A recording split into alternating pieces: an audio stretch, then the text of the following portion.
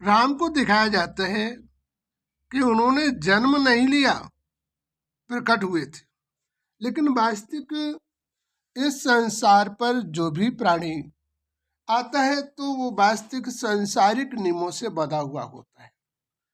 तो कि माँ के गर्भ में भी आए, और अंतर यह है कि देवता जो गर्भ में आते हैं वो सदा गर्भ में उनकी आत्मा नहीं रहती, बल्कि ये पांच तत्वों का पुतला उनके गर्भ में रहता है।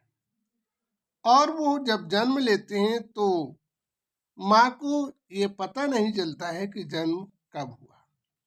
माना माँ को कोई कष्ट और परेशानी नहीं होती है और उनका जन्म हो जाता है, इसलिए उन्हें प्रकट होना दर्शाया गया है।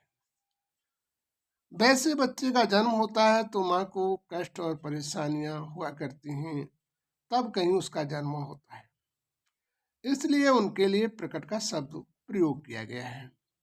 दूसरी बात है कि इस संसार में आने के बाद में उन्होंने अपराधों का निवारण किया और धर्म की रक्षा के लिए उन्होंने अपने समस्त जीवन को निछावर करते रहे और वो सदा परमात्मा शिव की आराधना में लीन रहे। और उन्होंने कहा भी है कि शिवद्रोही ममदास कहाया, वो नर सपने निभाया। मन शिव का द्रोह, शिव की बुराई करने वाला हो और हमारा सेवक हो तो वो हमारा भक्त कहलाने का अधिकारी नहीं होता है। इसलिए उन्होंने भी शिव की आराधना करके अपने जीवन में, जब शिव की आराधना की तभी उन्होंने अपने जीवन में अत्याचार का समापन कर पाया। अब जो है उन्हें लोग भगवान क्यों कहते हैं, इस बात का क्या अर्थ है? वास्तविक उन्हें भगवान इसलिए कहते हैं क्योंकि उन्हें भक्त जहाँ पर भी पुकारते थे तो वहाँ पर प्रकट होकर और उनकी मदद कर दिया करते थे। तो इस प्रकार से उन्होंने रामावतार में लोगों की अपने जो है प्रकट होकर लोगों की मदद की। बल्कि इस प्रकार से हमारे जितने भी धर्मपिता है उन्होंने वो कार्य नहीं कर पाए, इसीलिए राम को लोग भगवान कहते हैं।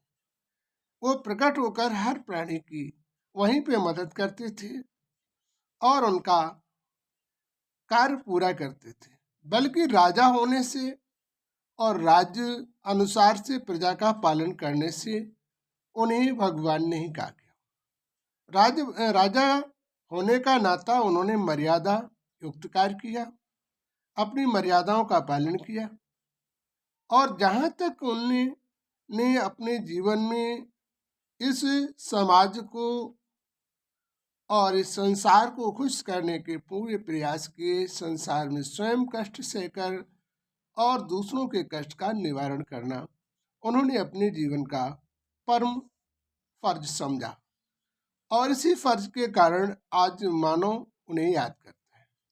रावण ऐसे योद्धाओं को अत्याचार अनाचार से दूर करने के लिए उन्होंने उनका भी हनन किया, इसीलिए उन्हें भगवान व अवतरण कहते हैं।